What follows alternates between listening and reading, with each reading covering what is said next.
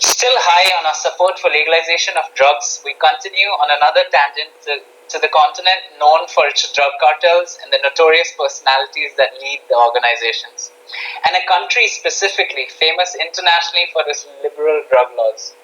A continent which has made some of the biggest contributions to the world of football, and nothing much else, honestly, apart from samba, silicon, and good beaches, maybe. I don't know. So, joining me today in displaying my ignorance for the world to see is a decent man who's very tall, who's a decent man and very tall. That is, he's a non venomous and long creature. Think of him as our very own South American anaconda. To the coast of Montevideo and the country it exists in, listeners, this is Chintan Bhatt.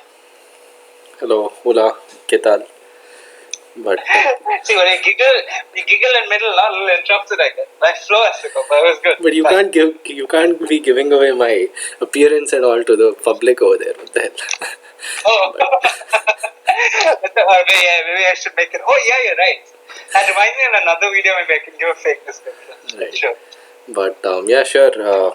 I guess I guess when we think about South America, we mainly think about Argentina, Brazil, the big football nations, and I think Uruguay is also one of the big football nations, mainly because of this one man.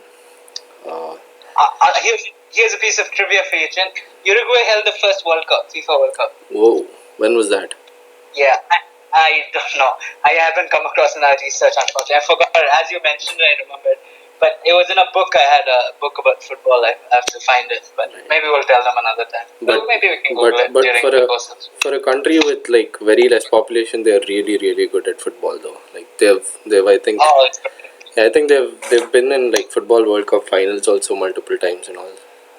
I think they might have won it. Yeah, maybe I think they won. But they might have. I think they won. They have a star.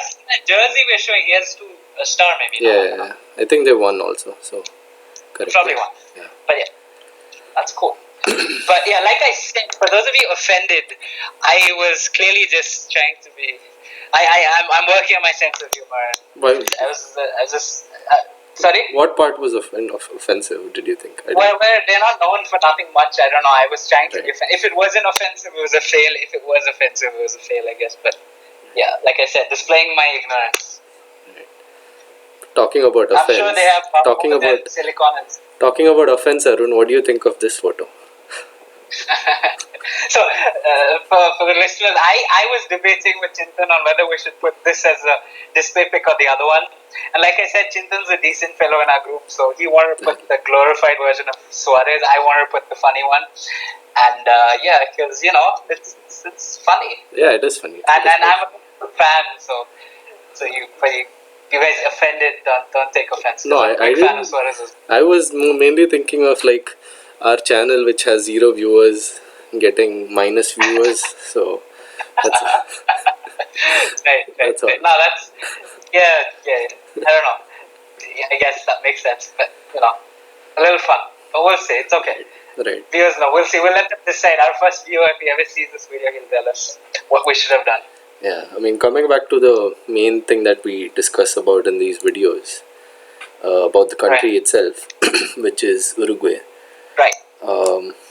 As traditionally, as we start with the democracy index, if you've seen our older videos of Uruguay, I think we were super surprised that Uruguay, since we were very uneducated about Uruguay at that time. Yep. Uruguay is 15th in the list of democracy index. It's the first South American country in the list of democracy index, and it's a pretty high. It has a high value of the score being a full democracy. Is it the only full democracy on this list from South America? No. What I mean is that the full democracy. Costa Rica and then Chile. Costa Rica, Latin, but I guess South too, but Chile too. Right? Yeah, okay. Chile is there. That's it. So 2 countries. Yeah, pretty much. In full democracy, this one. Yes, I meant full democracy. Yeah. But anything else? Everything else is not even a Wait, is anything else? Like flawed democracy? They might be there, probably. Flawed, yeah, Of course flawed. they'll It be there. has to be there. Let's see, Latin Brazil America. Brazil was next to India, as we realized before. Argentina is Colombia is there. 14. Panama is 14. there. Argentina. Yeah, these are all close to India, pretty much. All democracies, so that's good. Yeah. Cool. So India is technically, we could have been a South American country. We'd get along well with them. Maybe. Who knows? Yeah. Talking about Uruguay itself, it's a pretty small country. It has just around 3.5 million people. They mainly speak Spanish over there. 5 million? No, it's only 3.5 million. That was, I think, some other country. Yeah, it is really less. That's why I was saying it's so less, but yet they're so good at football and everything. Like, I don't know. It's the South American blood, man. I don't know, all of them. Yeah, I don't know, something about that culture. Yeah. They I think they border with like Argentina and Brazil, and I think they have pretty good relations with Argentina. I think, from what little knowledge I have. Brazil also, I suppose. But yeah, there's truth to that. But from a little more knowledge I have, yes, yeah. But yeah, mainly they mainly speak Spanish, but the borders along with Brazil, I think there are some Portuguese speakers as well over there.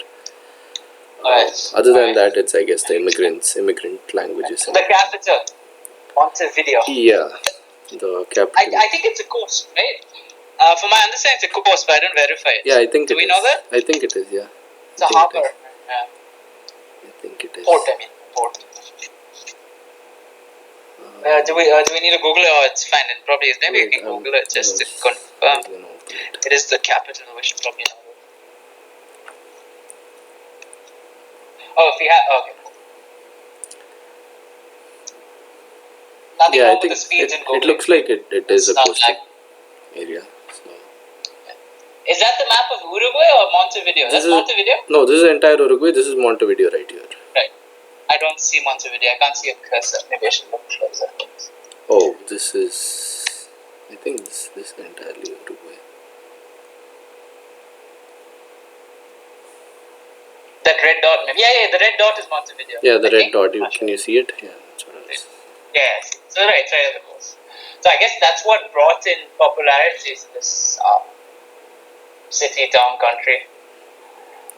And yeah, it has most of the population in the entire. It has 1.5, almost 2 million population, which is more than half of the entire Uruguay. Right.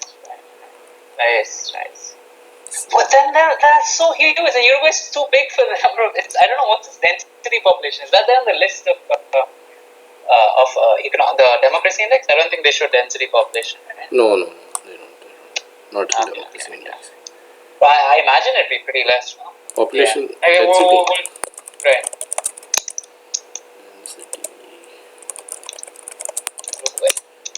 I think it should have been here itself, actually. Density. Maybe if you control F. Density 99th. Oh, that's low, right? I mean, that's pretty good. Yeah, for sure. Comfortable density. For sure. I would say so too. That's cool. I mean, when the population is just that much, I guess. Right.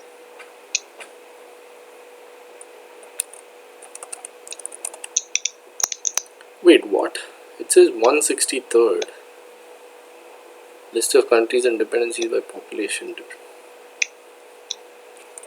163rd based on the population density? Yeah, it's 163rd. Oh, that's crazy. That's crazy. And the other day we were at Saudi Arabia 165. That's like 2 countries. 175 was it? Yeah, 174 I think, yeah. 174, it's crazy. But yeah, that's crazy. We're finding these low dense countries. Crazy. Yeah. I'm telling you, that's actually maybe not something we should consider. Are they all low dense countries fairly good infrastructure and good HDI index? Maybe, no? I feel like a lot of them are. Maybe Niger. Bhutan is not so much. Zambia, Sudan. What about Bhutan? No, Bhutan is super developed. Like, they are not into technology, but they're super ahead. Oh, is in it? terms of their HDI. I'm sure. Yeah, I'm Oh. 100% sure. They are even high. They have the happiness index, right? They're the happiest country in the world. They're full food, no problem. Every citizen is given a minimum land and everything. Every single citizen is taken care of. Right. Bhutan's actually very high. Right. This is based on my limited But- knowledge, but maybe but yeah, we'll do a see, video if on you that see- someday. We'll definitely- If you see, there are some African countries right here as well. So Right, Sudan is the exception. Sudan, I know for a fact, are struggling. Sudan, Zambia, Niger, Algeria. I still think it's the exception and not the norm. The norm seems to be if you're lowly you're lowly dense, then you would be like even Saudi Arabia, even though it's not democratic, but they have a good standard of living, no? Yeah, they do, I think. What are the other countries you named? You said Sudan, what else? Niger, Algeria, all these. Yeah, I don't know. The problem is I don't know about these Papua New Algeria. Guinea. I think all these are African countries which aren't very high in like HDI. Really? Yeah. Okay. Then might not be the case. Interesting. But yeah, okay. Cool. But a lot of them we do see, right? Maybe it's a 50-50, I don't know. Yeah. Australia, Norway, Canada, what else? Saudi Arabia, But maybe Russia. I don't know. If I had to Yeah. guess, I wouldn't say this is a very good factor. I would say I don't know. Right. Yeah. Standard of living, Yeah. to determine standard of living, right? Yeah, I don't think so. Right. But what do you know about the history of Uruguay, Arun? Right. What do I know? Right, brilliant. A-class segue, Chintan. Perfect, smooth. But right, so because you said Portuguese, and I think we should start with the Portuguese and speak Spanish. They were colonized, right? So their independence movement started in the 1800s, early 1800s, and they were primarily. I think the first colonizers were, I think, the Portuguese. No, Spanish, right? Because they And speak Spanish. the Spanish also came in. Were they the first No, one? I think so. I think during I mean when the Spanish and the Portuguese were Fighting. yeah, see the 15th century, 16th century, that they were the big two, right? No, Portuguese and the look Spanish. at early colonization. Portuguese were the first Europeans. Oh, right. Right. So I think they were the first ones to come. But that's to just colonize, that's just 4 years though. See, 15, 12, and then Right. So Spanish. I was getting that. See, Sorry. Yeah. this history takes time. But I was saying, so the Portuguese first came on Europe, and then the Spanish obviously came there too. I think a lot had to do with the port. Okay. Where it was because it was a good location, right? Montevideo. So it was mainly Montevideo. So they were all part of this culmination of race. I think Brazil and Argentina had taken over. Uruguay wasn't informed then. Mm-hmm. The indigenous people that were living there were hunter-gatherers. They were called, I think, churros or something. I forgot what they called. Not churros. Churros is a food. But there was an indigenous population, hunter population, like most tribal populations. And so the Spanish and Portuguese were fighting. Also, at some point, the British also were fighting for it, for those places. That's what I think. There it is, Charrua. Yeah, Charrua was the name of that indigenous population. So eventually what happens is, they want independence because there's a struggle between these three colonizers for the region and the people aren't benefiting. Mm-hmm. And as a result, they decide, this one leader they call the father of Uruguay, the guy founding is José Gervasio Artigas. I hope I said it like the Spanish guy, but I tried to. And he apparently started the first independence movement and tried to overthrow, and he succeeded. But also simultaneously, it wasn't Uruguay yet, it was these collection of states that were under Argentina, Brazil. Mm-hmm. And he was also helping them out. So it was part of that whole movement. It was freedom of Argentina of sorts. Right. So it wasn't just for the Uruguayans. And at that time, he was trying to promote a federal system where you had one central government ruling over all regions, and there would be local governments as well with a certain level of autonomy, like what we see today, federal system. And it didn't succeed. There were a lot of politics going on, a lot of details which I couldn't understand properly, and it probably requires a more thorough study and investigation.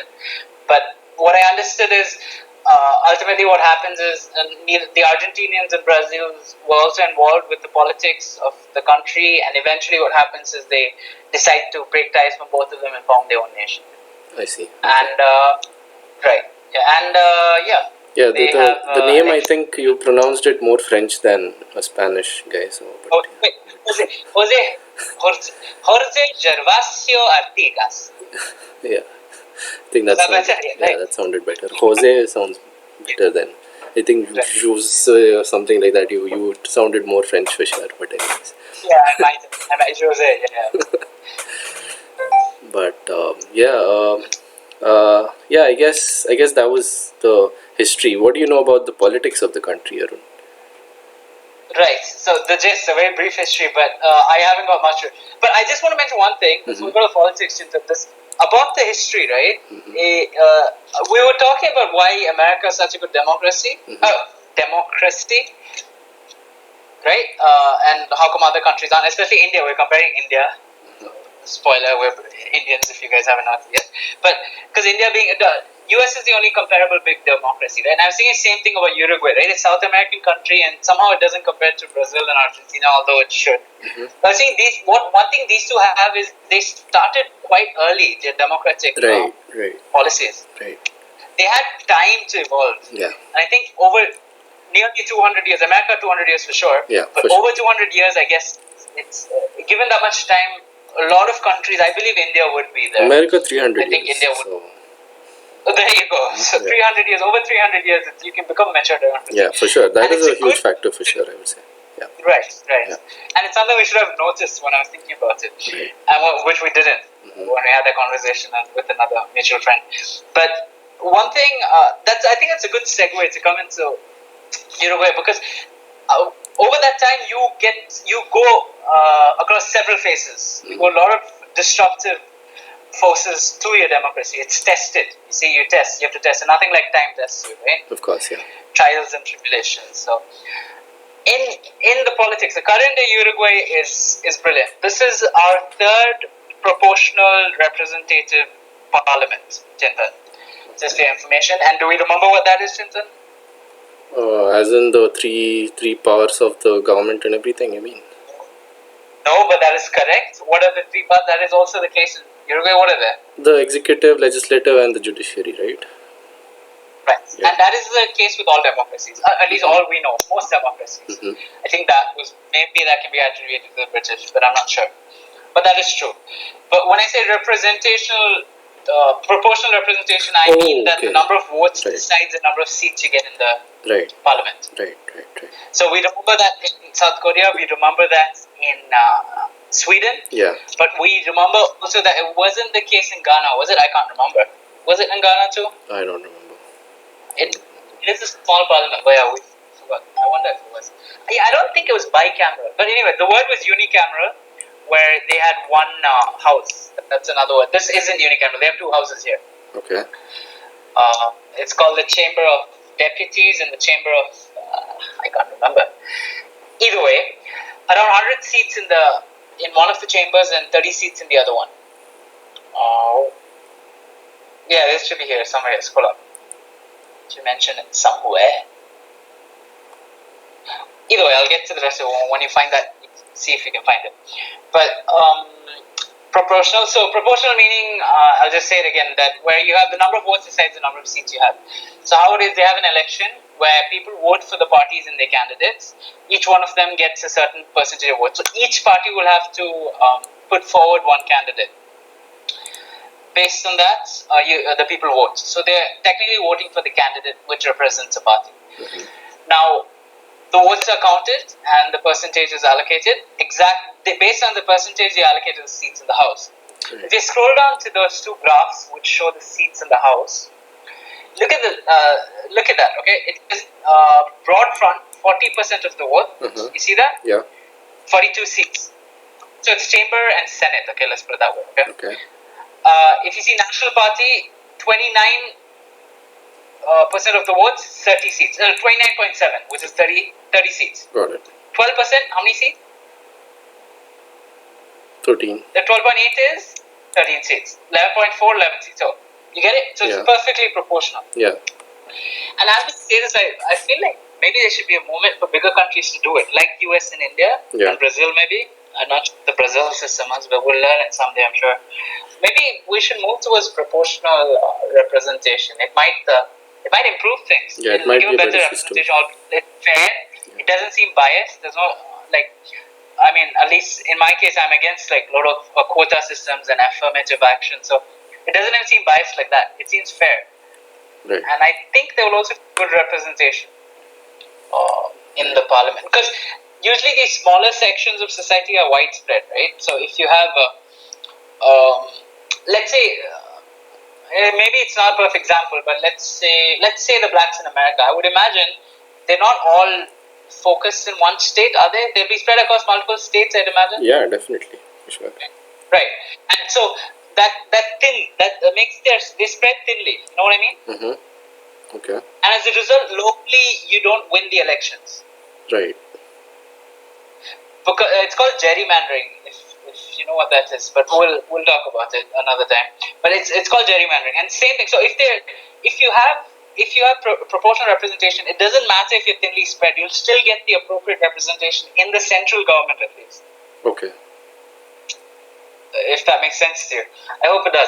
Because what I'm trying to say is, if they're not thinly spread, then you will only win those few seats focused in that area, wherever you have a dominant population. Right. But if you're spread across the country, it doesn't matter where you're focused. You'll still get the person, it'll be proportionally representative of the total population of the country and not the population focused in a particular area. Right. It's just something to think about, something I had. But either ways, what else do we know? Registered voters. I guess that's basically it. So the two main parties would be so initially it started, if you go again a little political history, there were the Blancos and the Colorados. I think this could have been done even with history. They were the first two parties to form.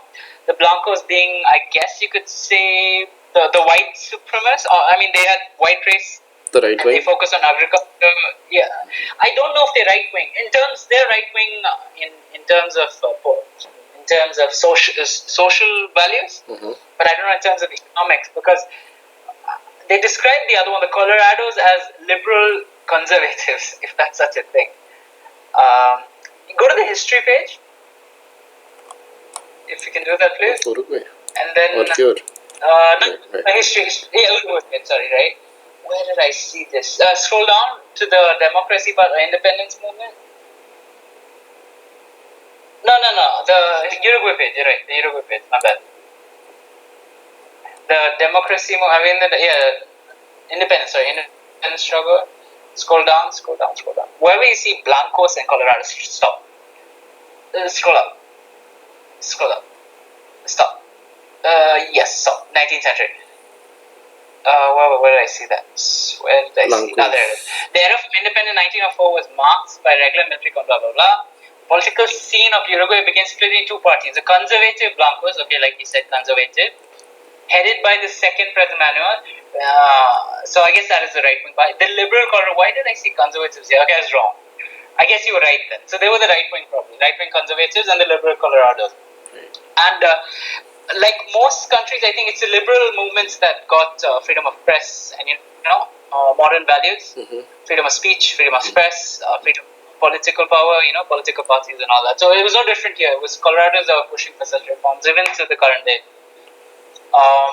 One interesting fact I'll show you. So if you go back to politics again, current day politics to the graph. Here, if you notice, look at the first round votes. What are the two front parties? Broad front. Two leading parties are and the National Party, 40% and 30%, correct? Yeah. And they have a second vote. So this is this is one of the rules I should have mentioned. Oh. Yeah, you need a clear majority to win. Only so then 50%. you can be a president. So 50%. 50%, yeah, right. So the other word is plurality. Plurality means you have the highest number of votes. Majority means over 50%. Right. Okay, so the first vote is about plurality, and the two parties with the most plurality votes goes to the next round. Okay. Next round, you decide the majority, and you decide the president and the ruling government, the executive. Okay, so how's this? So first round is done. How's the second round counted? So they vote again or Re votes. Oh, So revote between the top two these things, is it? Parties, is it? Exactly. Oh. Yeah. Okay. So you know what? Oh, I actually assume that. I'm not sure if that's the case. Because the number of votes are different, so I assume it's a revote. If you notice the total number of votes in that picture, it said 2.4 million here and 2.41 million. I would imagine it's a re-election, or no, maybe the parties form a coalition. That sounds very. That sounds very. I don't know. Actually, one thing. Voting No, two because times. most of them do have new. Like South Korea has 2 elections, no? I thought they. If you remember, I'm not sure. I'm not sure. for same thing. Yeah, they had 2 elections. If you remember, they had 2 elections. So I just assumed it would be. It's not unusual for countries to go to 2 elections. But actually, one thing I did look up was elections. Or maybe we can open an elections of Uruguay page and we can find that. Wikipedia page, maybe.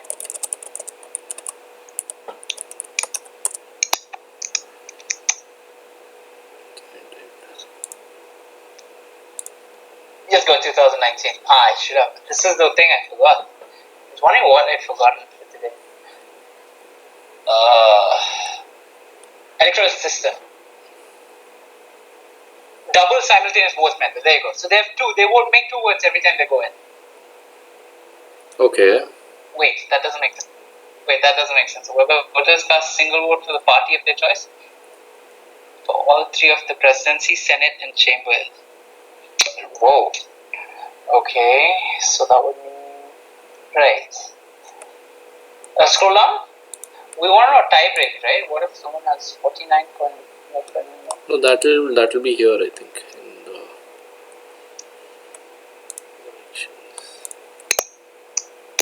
Maybe this is something we should do another video on.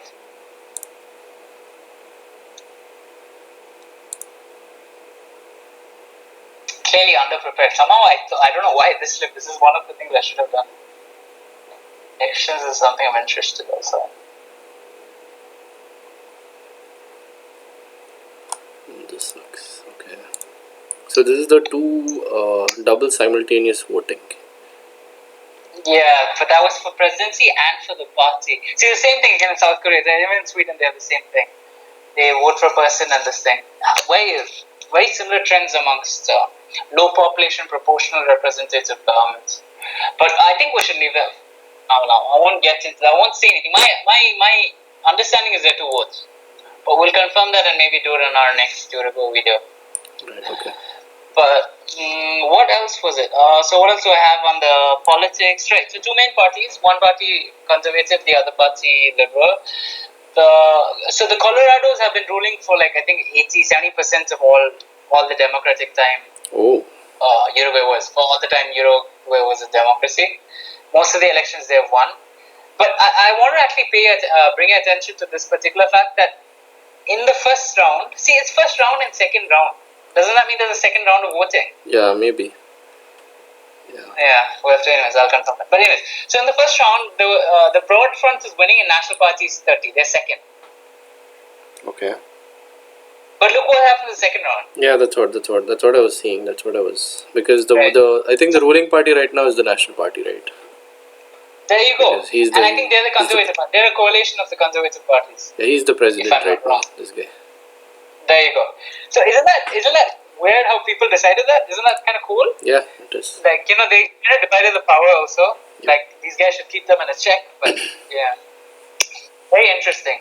Yeah. Again, I mainly attribute it to 3.5 million population because the culture is easily controllable. It's easy for people to, I think, access the truth. That's my belief. Yeah. But I don't know. Because with a lot more people, you have a lot more opinions, a lot more ideologies, and all Definitely, that. So, definitely a big factor. Politics graze the waters, and you never know what the truth is on. Who's saying the truth is not. It's difficult to judge. Definitely. But Yeah, like I think and I think we need a word from our sponsor. So 1 minute, oh, okay, yeah, sure. and we are back. Arun, take it over. Hey guys, so I hope you buy that beautiful orange juice we were advertising, and yeah, it's good quality oranges. All right. Okay, anyway. What I'm getting, one thing I want to mention here is before we move on to politics, is they have a provision for the citizens to vote a referendum, and you can change the law.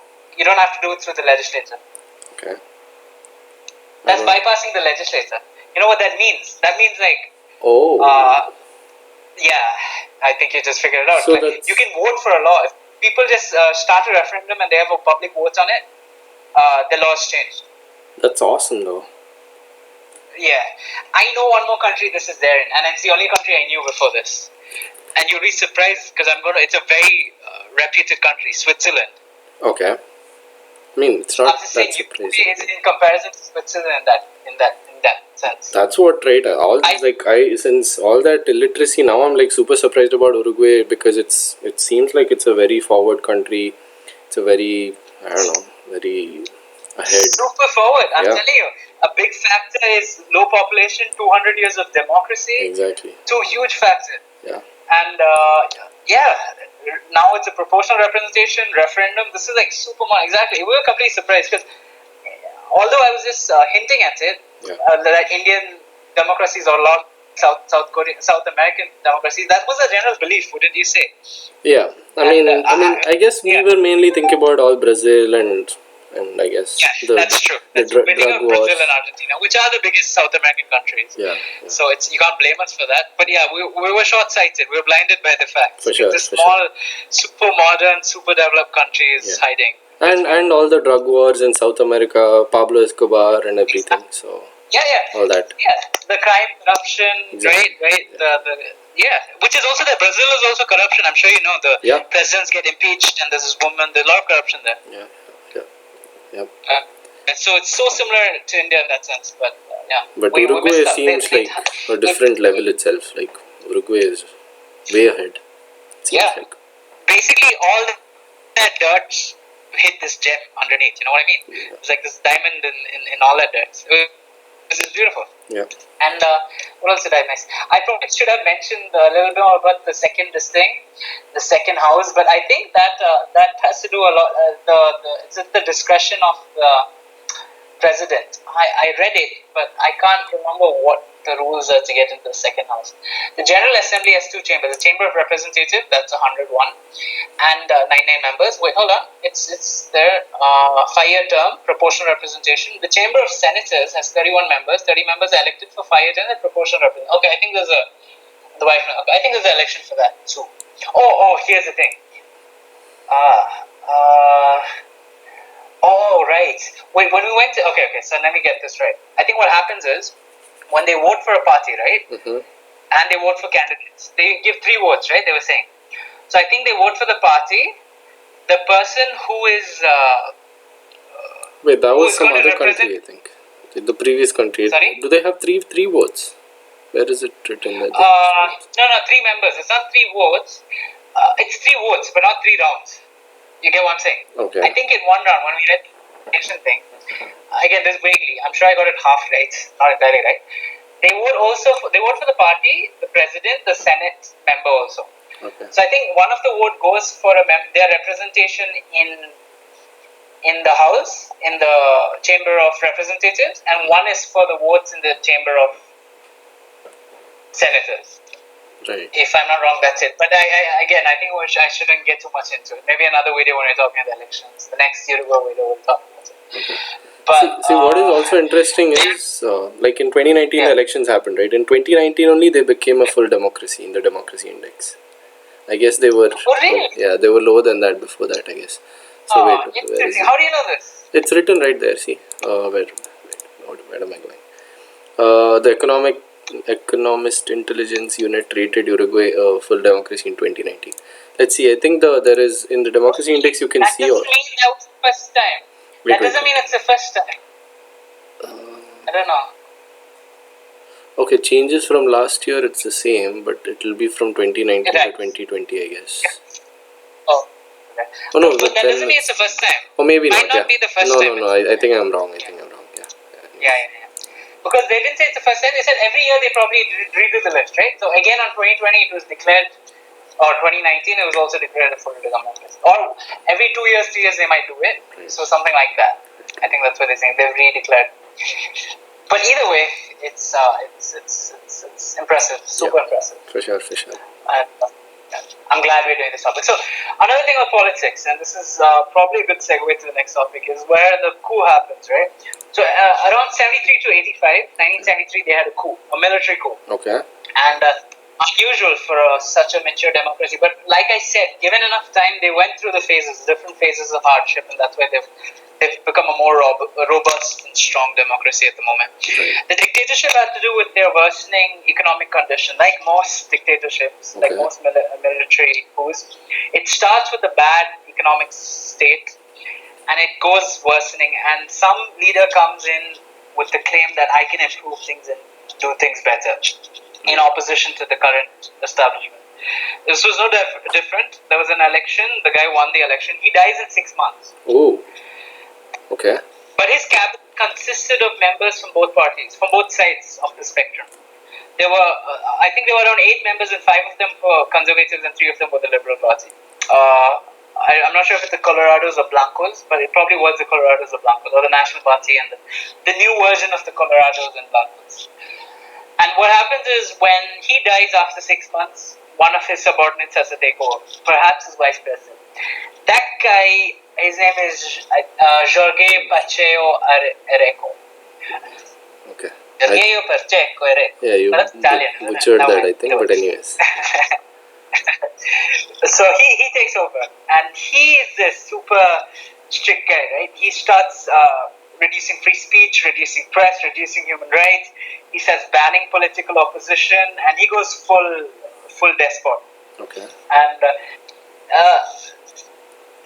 that exacerbates the economic system, economic condition, and it gets worse and worse. Mm-hmm. He tries to get these policies.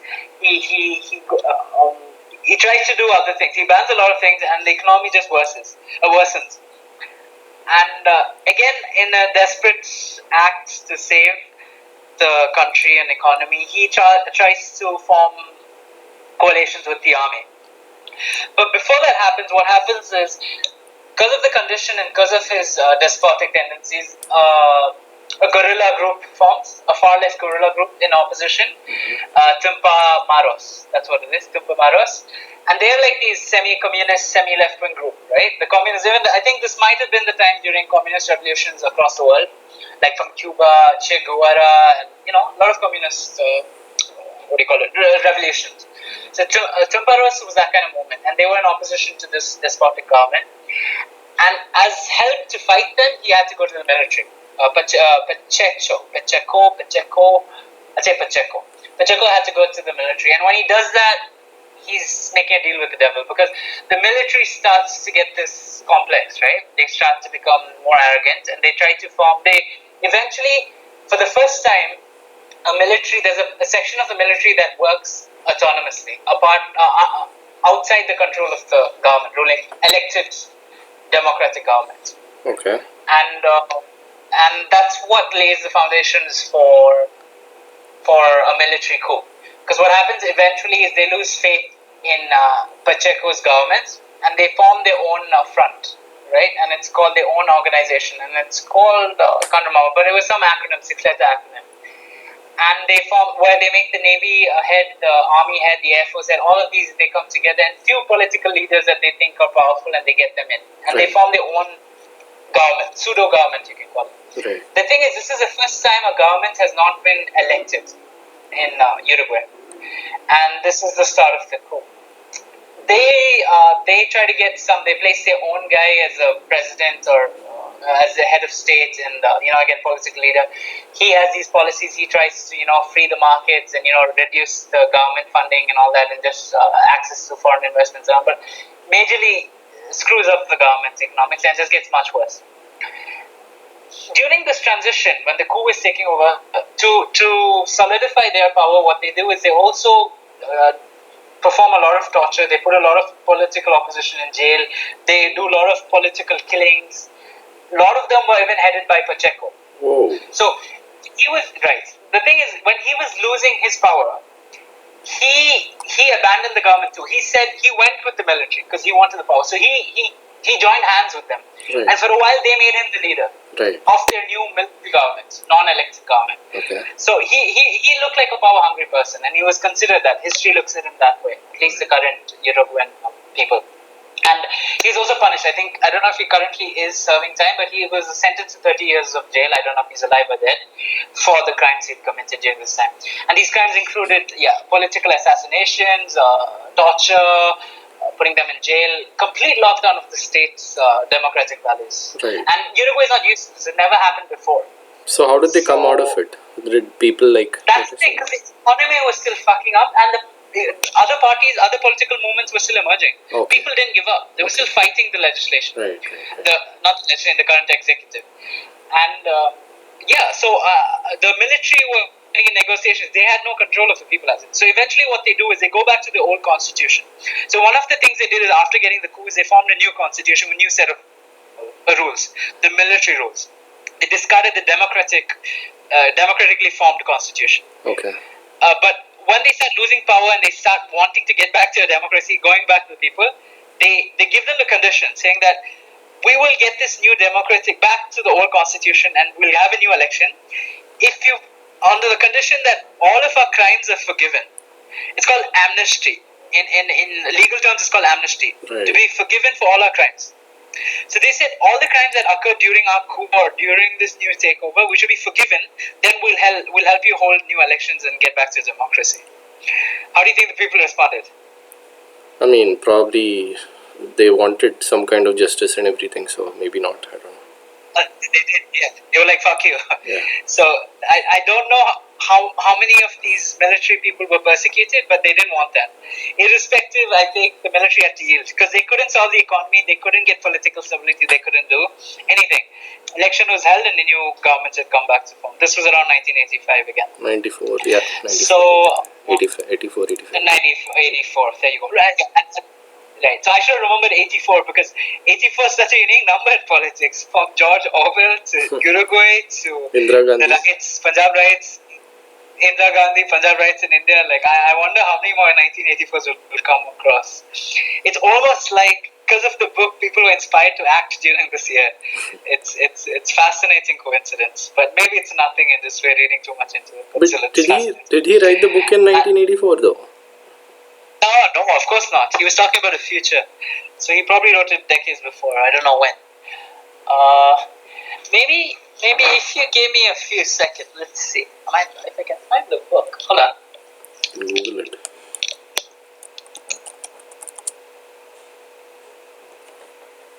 Hold on.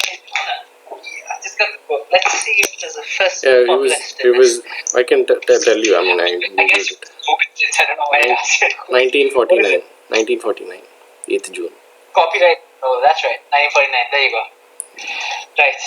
So he was talking about a future, an alternate future that could possibly be coming into existence, and we should be afraid of it. And that's, I guess, it would have inspired people to be careful of it. That's why barely any state happened. But the thing is, even during the 49, there were countries that were already very close to that. Whether it was the communist states of Russia, China, and whatever communist states that were running, at least extremist communist states that were running like that. Right. But so that's my information on the history of politics, like a important event on the civic military. So it goes to show, like, there are a lot of phases you could go, and even robust democracies like Uruguay had to face such a, what you'd consider a failed state, right? Because Pakistan is under a military coup, right? Yeah. Pakistan goes under this, and you can't compare the two countries. Yeah. Nowhere close. I'm sure there are a lot of other African nations and even those Middle Eastern African nations which are facing such issues. So was the cause mainly the death or what? No, it was death and the backdrop of an economic slowdown, a major economic slump. Okay. So it was worsening conditions. So no one could save the country. People were probably complaining at the time. And I don't know the details of the conditions during, but I just know the economy was doing really bad. And he won the election, I think, on the basis of solving, and corrupt. So there were a lot of corrupt politicians. Right.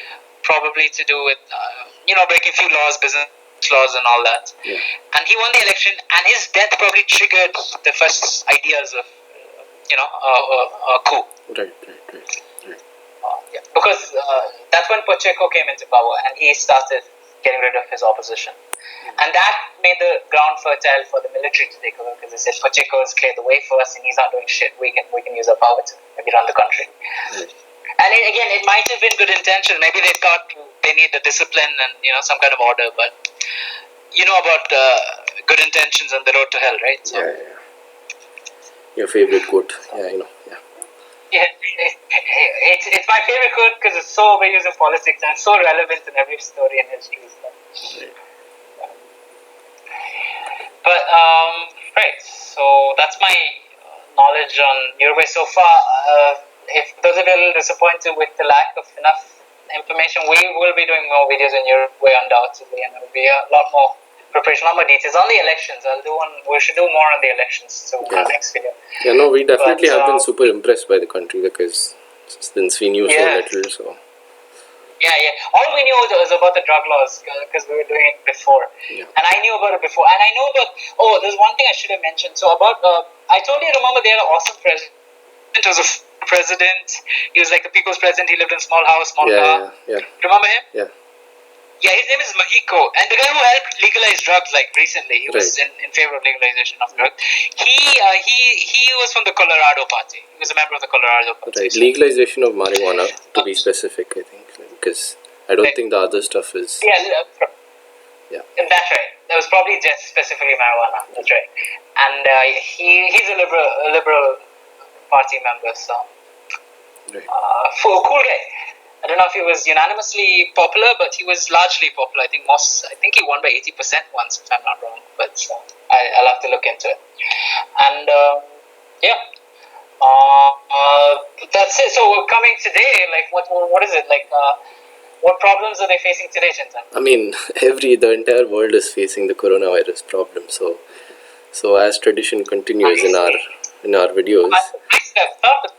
Then I think that is a problem. I wonder. What, you don't think it's a problem? You're right. Corona is. What were you saying? No.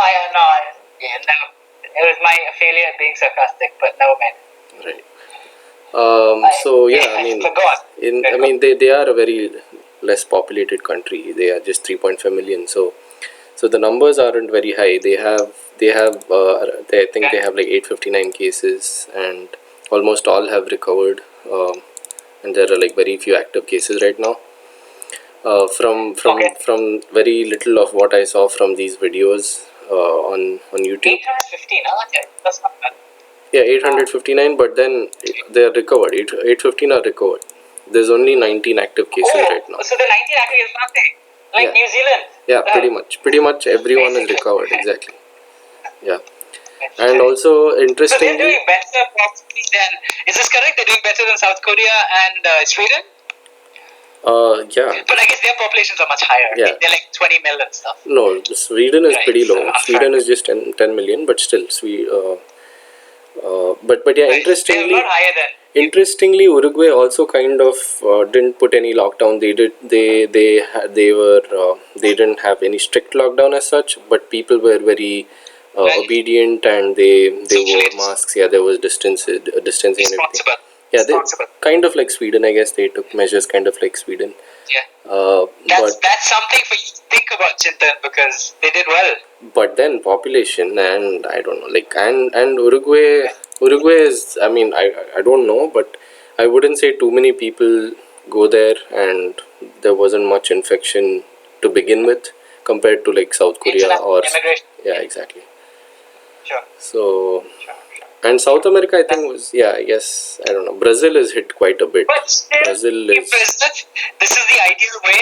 This is the ideal way, wouldn't you say? Where the government doesn't have to get involved and people themselves take responsibility. Because, isn't that the ideal way? I'm not saying everyone could do it, but if they could, they should, right? It definitely is. But if people are educated enough, if people are obedient enough, if people trust the guidelines and everything that government puts up, very unlike US where there is no trust over the government and everything. So I don't know if all those cases meet. If all those cases meet, definitely for sure I would say so too. Like I would definitely say so too. And yeah, like it seems like the graph has come down. Although, like I think yesterday there were like 26 cases which emerged, but still, I see. it's pretty much, Yes. it has like Not very, peanuts. It's not a crisis. They the wouldn't call it a crisis. most definitely. All they had to do is improve their hygienic habits. That's it. Yep. Daily hygiene is improved. Yep. That's it. For sure, for sure.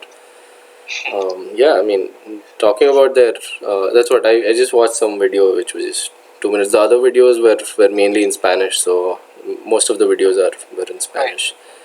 So yeah, I mean, Okay. yeah, that's the coronavirus situation right now What in did it Uruguay.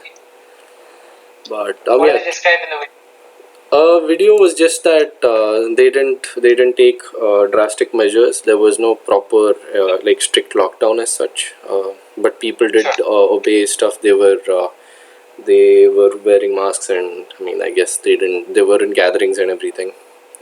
Sure. Socially distant. Yeah, yeah. So that is that. Talking about like less population and everything, I guess we can go to the demographics Yeah, of Uruguay. you should.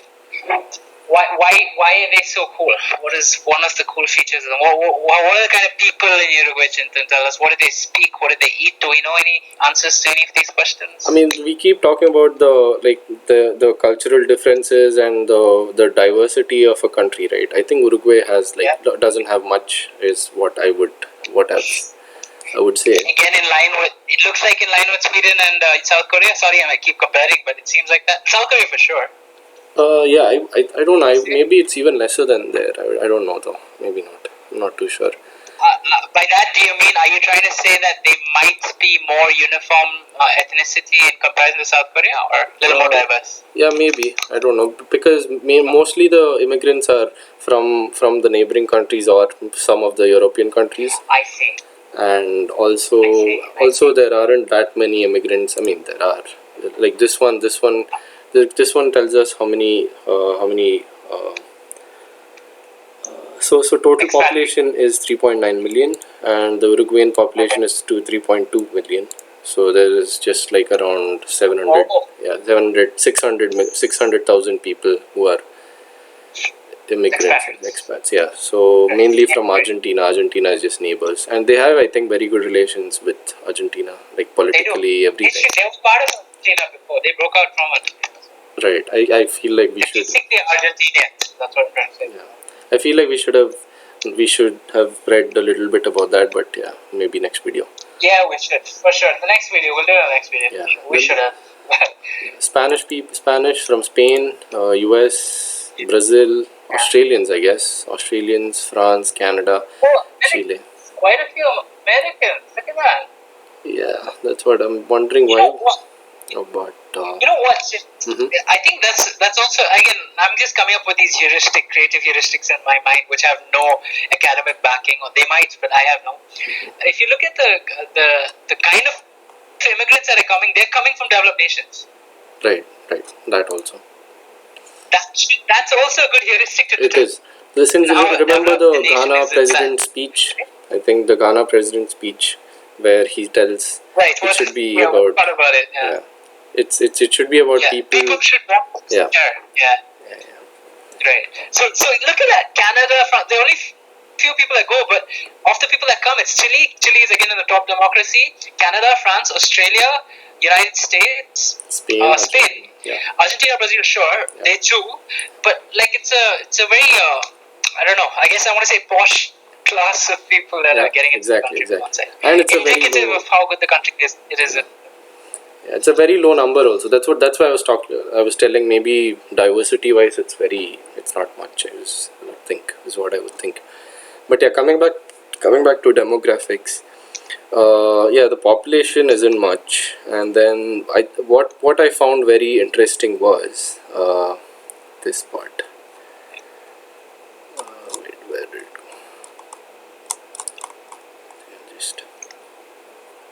The sex ratio. Right? So there is for every I think the number of males and females, the sex ratio is 1.04 at birth. Wait, where is the average? So it's 0.93 males per female. So there are much more females living than males over there. Nice, Yeah, nice. the number. Wait, Nice. I think. Where did it go? Population.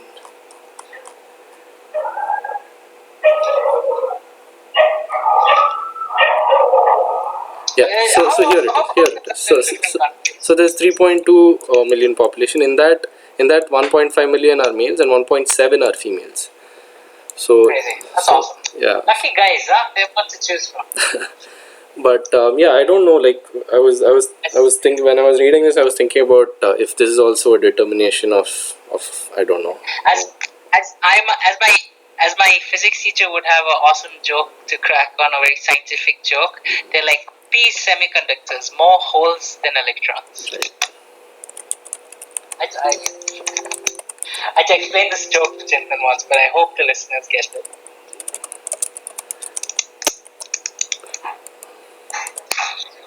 So that's what I was looking at this at the list of countries by sex ratio, right?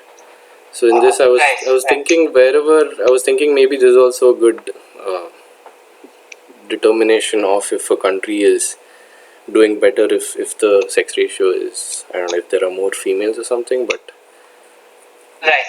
I don't know though. Oh, right. Oh, that's a good list actually. Right. No, that is a good list. Yeah, what does it tell us? Wait. So 0.98 Algeria. I think they're pretty developed from what I know. Oh, Qatar. What the hell is the first I know one? there is like Sorry, I'm not looking for anything. way too many males over there in Qatar. There's, No. Wait, what are we looking at? this is the list Oh, of, right, that is right. yeah, yeah. So 3.39. That is the ratio of males to female. Yeah, for each female there is Damn. 3.39 males in Qatar. That's insane. Nice. That's hell for a heterosexual. Yeah. In India it's 1.08. Same thing in UAE. Yeah. India it's Where's India? 1.08. Oh, right. It's not good. It's not that. Yeah, it's alright. It's better, but Yeah. not as good as Uruguay. Yeah. But then like many countries it's all around 1. That's what it is. Like it's mainly about Right. around 1. So I guess that's why it's not that. No, but what we want to know if it's less than one, other countries doing better, right? Yeah. So let's That's our make theory, the right? That's inverted. our hypothesis, right? Yeah. So making it inverted. There are some African countries and everything, I guess. So Djibouti is a very small country. I don't think they're doing too well. I've read about them because one of the ambassadors or something lives very close to where I live. So no, Djibouti is not doing too well. I think Hong Kong. Hong Kong is obviously doing well until the recent this thing. Lithuania, Russia, Ukraine. I think a lot of European countries there. It's hard to say, right? it is hard to say. No, I guess what I was looking at was sex ratio. Not list.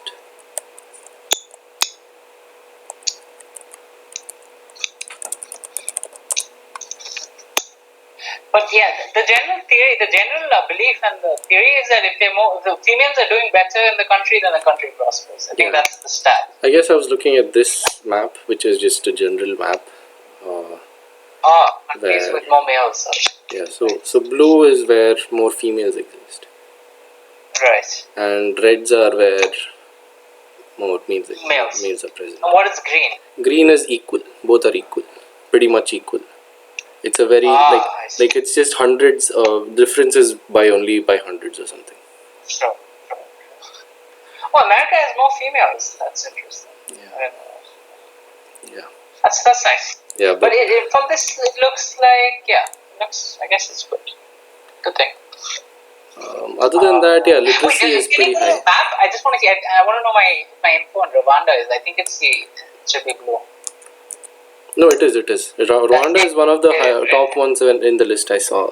It's just like 0.86 or something, I think. Right. Control that. Man. Russia, Ukraine. Rwanda is 0.96. It's not. No, it's not that much ahead. Not that. That was. But yeah, coming back to demographics, mostly religion. There are mostly Catholics, but then it's not very high. It's like 47%, I see. and then around 40% are like they have no religion or they are atheists. So non-denominational. That means that they believe in a god, but they don't. It's agnostics. No, they believe that there exists some kind of supreme thing, but Right. they Not don't religious. associate. No Yeah, this they religion. don't associate to religion. Basically, that is what it Right. is. I think yes, it's Agnostic some and kind of agnostic. Oh, no, agnostic and they atheist is you don't know if there is a god or not, something. or you believe there's no I god. see. So that's 17%. That's pretty high. Yeah, I guess yeah. Mainly That's pretty Christians are high. there. 20%. Yes, sir, it's very high. For sure. It Maybe, is very high. and maybe one of the reasons for their super progressive Yeah, society. yeah. One of the detrimental factors of a progressive country. Yeah. Right. Right. But yeah, I mean, Christians are mainly it, I guess. 47 plus non-Catholic Christians, so plus 11, so around 58% Right. is Catholics. Right. And then what else? Population, age. Yeah, age, I guess 25 to 54 are the highest percentage, and then Okay. there It's a is healthy. That's a healthy age. that's a pretty healthy age, yeah.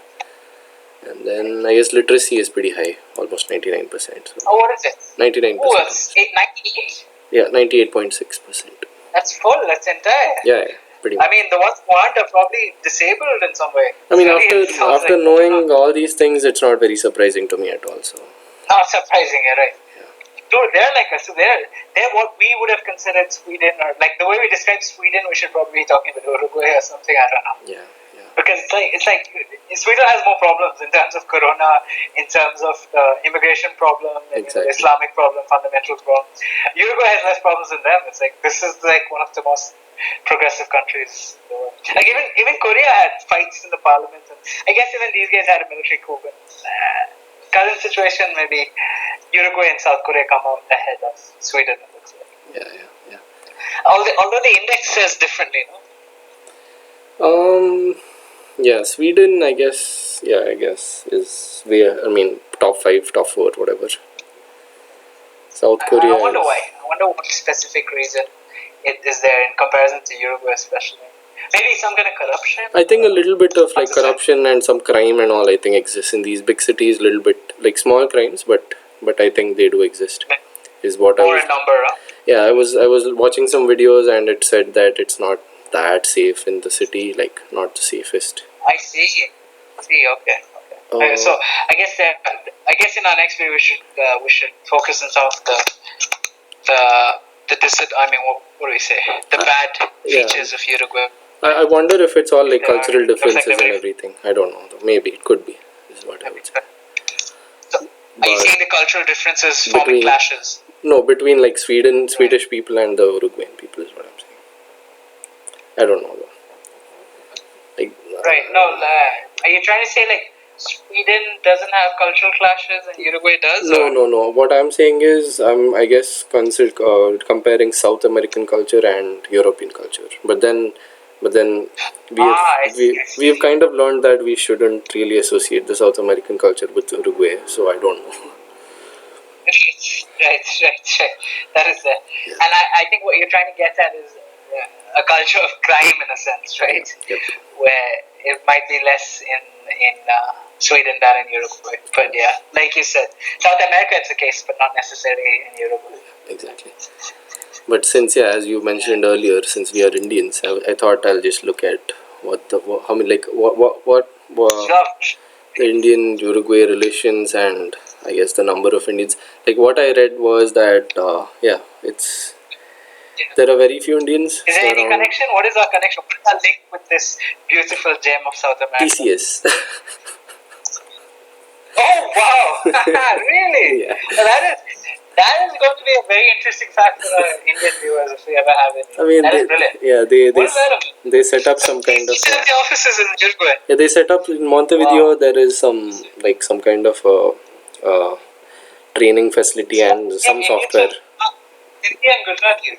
Yeah, no, that's Imports, different. That's different. That's not TCS. This is so there are around 733 Indians in the entire country, and mainly most of those are TCS people, and there are some other small number of Indians who are Gujaratis and Sindhis. They have like retail shops. Okay. I guess like some kind of Indian textiles and handicrafts. That's what is written. Sure.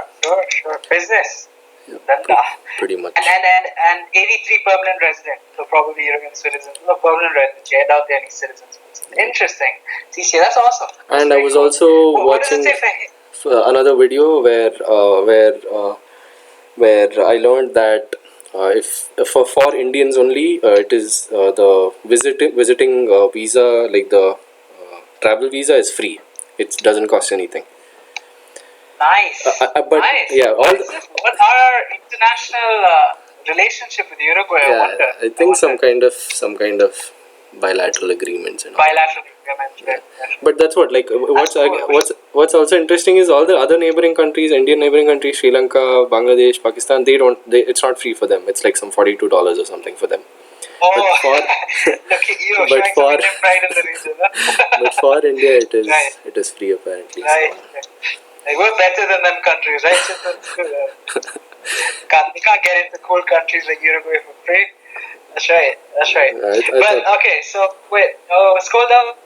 There's one thing I want to. Hinduism. What does it say about Hinduism Hinduism in is Uruguay? very less, like, it's not much. It's not very prevalent. There are no temples and all, but there is some yoga. So I guess you could kind of. No, yoga. No, yoga is now like a universal thing. I guess it's a gift to the world. I guess. Yeah, No one can claim it now.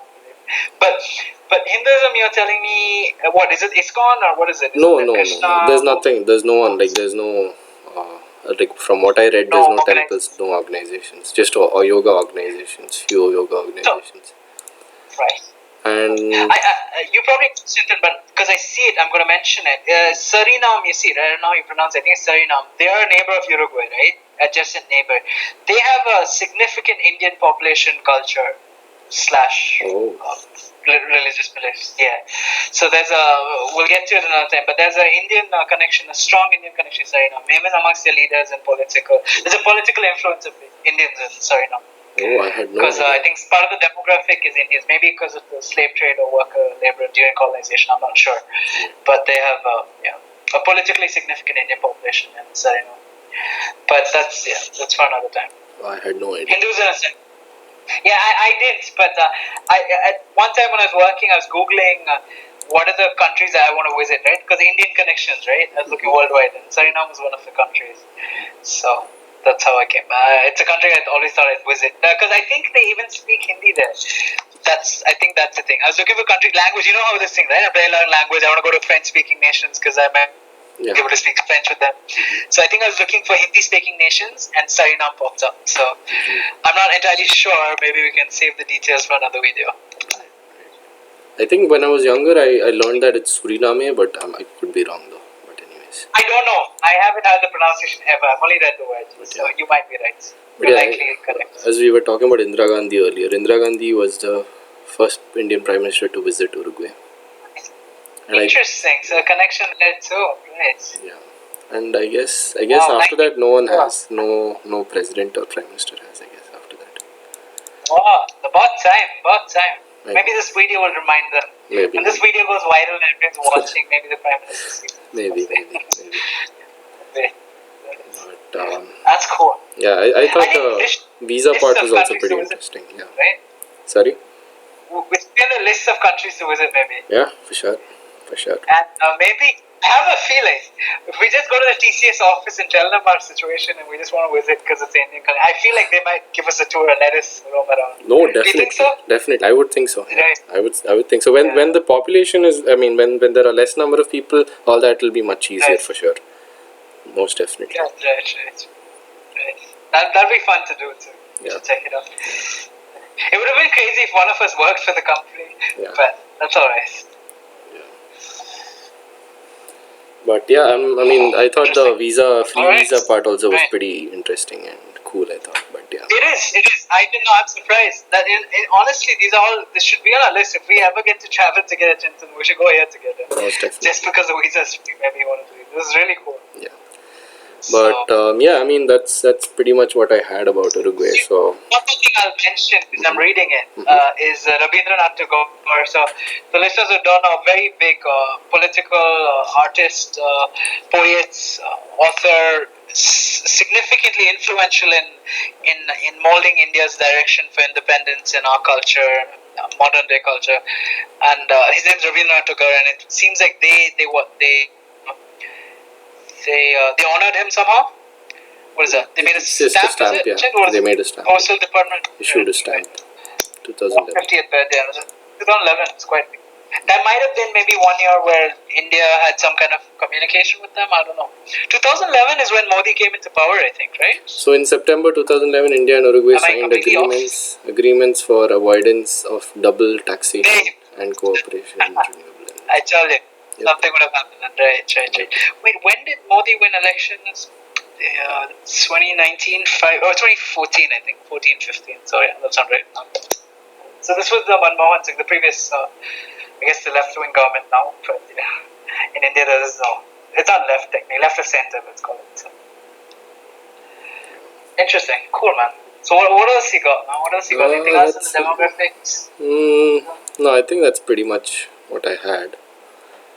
I thought. Okay. Yeah. That's But, I mean, yeah. Again, right. we're just repeating it, but Uruguay seems like a super cool, progressive, ahead of other countries in South America countries. So. I think I've said it enough times to compensate for the insults I said in the beginning. Sure. I think they realize we're asking for forgiveness, so it's okay. I think that's pretty much of all the topics we had. So Arun, do you want to conclude our video?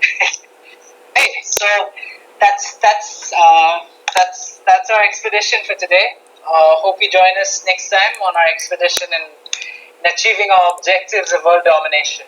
And until then, that's all, folks. All right. That's all. See you guys. Yeah. Bye bye.